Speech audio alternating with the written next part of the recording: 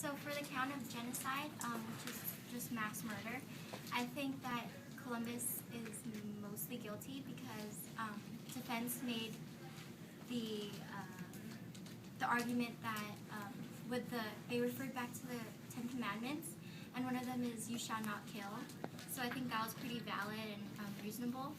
But also, Casey argued that it was mostly the Queen and the Pope that consented, like that the Papal Bull stated that he could do whatever he needed to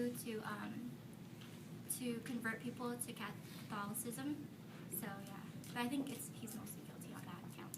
I think I would differ and say that he's mostly innocent because, yeah, he killed some people, but I haven't seen any evidence yet that he was the one that was mass murdering. No one's provided evidence that it was him and that it wasn't his crew that was walking around and killing people, not him. So I think that's right. How do you decide? I agree with Kai. Well, you can go. It's cool. Okay. How do you decide what means you're guilty of genocide and what means you're not? Like, just saying, oh, you didn't kill people, so you're innocent is not a valid reason. Like, it's like saying, oh, Hitler didn't do anything wrong because he didn't physically kill all the millions of people that his army slaughtered. I agree with Kai because I think he's guilty of murder but not genocide because, like it said, genocide is like you killing the entire nation and it wasn't just him single-handedly. And he had a whole crew. You know, also, like, just going back to Emma's point with Hitler, like, he wasn't physically the one killing them all. It was mostly, it could have been his crew. I mean, I'm sure he didn't go around on a horse just killing, you know, all those people. Okay, so if it wasn't just him killing people, why weren't the other witnesses, or whatever you want to call them, inside of the courtroom with him? Why is he only getting blamed for all this? It's Charles Christopher Columbus. Because he was the leader. Yeah, I don't think that he's the one that killed everybody because I remember there was a witness of the Arawak chief, and she said that she's the one who made the plan of doing the suicide. So they wouldn't have to go through everything that Christopher was making them go through. So it was kind of them making that choice of dying. I agree with Kai.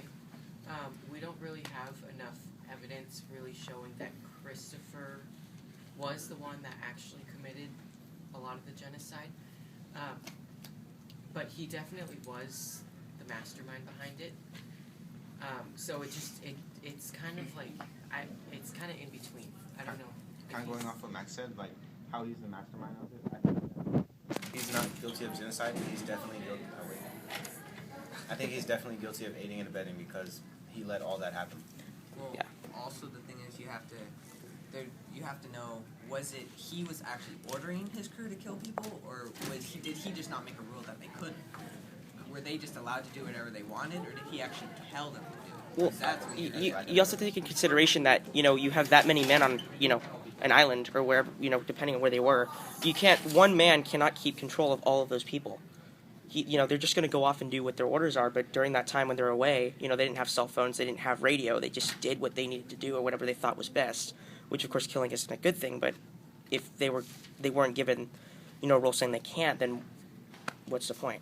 Queen Isabella told them to do whatever they needed to do, and basically it was in the hands of Christopher Columbus for him to do what he needed to do, but him choosing the thing to force upon telling his people, oh, kill these people, it's basically kind of him doing the genocide because he was the mastermind of everything, plotting and telling what the people were to do. One thing I like to say as well that I have noticed throughout the trial, what was pretty much the reason why it's on Christopher's shoulders is what I've noticed is it's pretty much his journey. It's one thing he chose to do.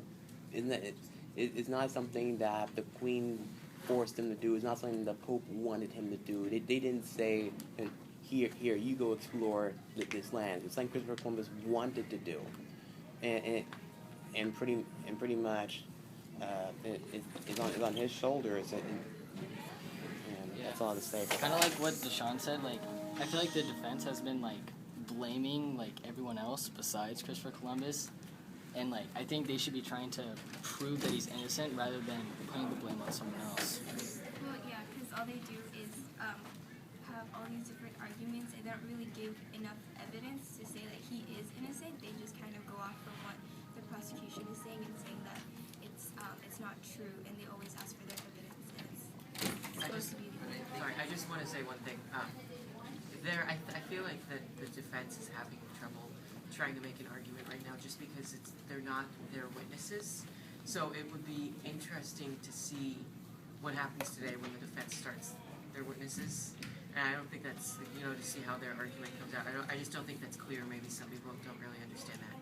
But Yeah, like during the slavery part, I think it was on Thursday, like when they were talking about how Christopher was guilty of bringing the Indians back to be slaves. The prosecution did a really good job pinpointing that, and the defense kind of just didn't have anything to counter back with. So, just to add on with Max, I think we can't really say anything until we see their witnesses today and see what they think.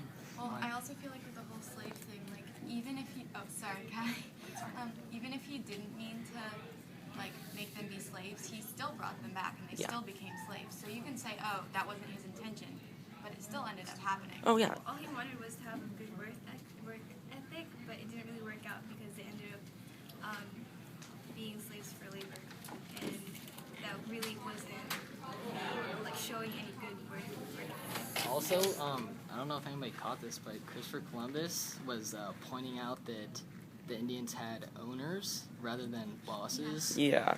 So That's what kind of gave it away. Yeah, that was kind of the deciding moment for me. Indians don't really have owners that I figured out. Indians are ruled by their chiefs, but at the same time, only way they can have owners is if they're enslaved, or are they working under someone? In which in that case they're not.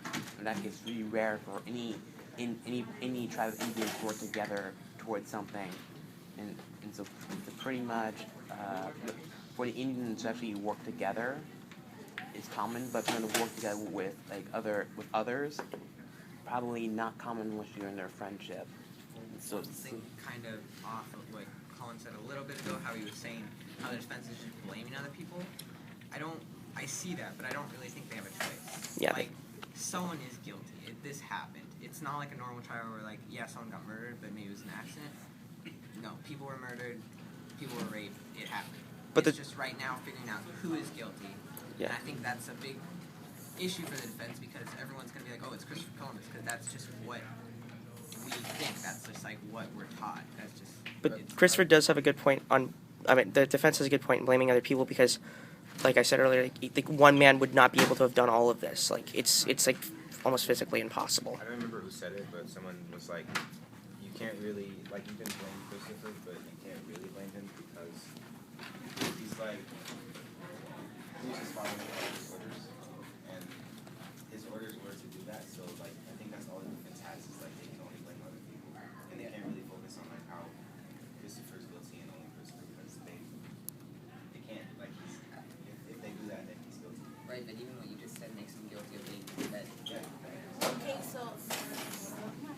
Okay, so going back to Queen Isabel, when she said she sent him to search for land, she didn't give him a set of rules to kill or not kill or to do certain things that he did. So you guys, for me, I feel like you guys are saying that he basically wanted to kill, but Queen Isabella basically told him not to, but it was basically brainwashed, but I'm confused on that part. She told him not to kill, but you guys are saying that he had the choice to kill, basically. Okay, He well, didn't. Yeah, I don't understand. They didn't specifically tell him to kill people and rape people, but I think the Pepper Bowl did say that he could do whatever he can. He had to hurt people. For day 5 of the trial, we talked about. For day 5 of the trial, we talked about him landing supposedly in Asia, and he thought he was going to land in America, and he really came for gold, and it was left into his hands on how to take care of it to get the gold and bring it back. But when he found out that there was no gold, he kind of was using tactics on killing people, trying to find out, and it wasn't really necessarily, it could have been Christopher Columbus or it could have been the other people, because we don't know the other people really, they don't have a big name or anything, unlike how we see Christopher Columbus. I feel that. Go ahead. Oh yeah, I think